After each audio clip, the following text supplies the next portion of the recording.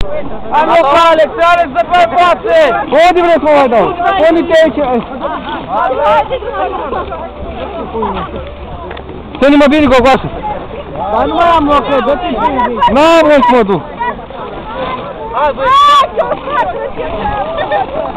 Așa asta-i pula cu mea cameră! Hai, da, bună!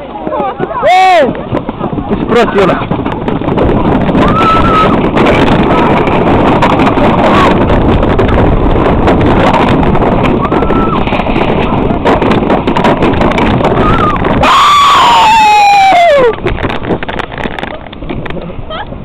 Gata oprit?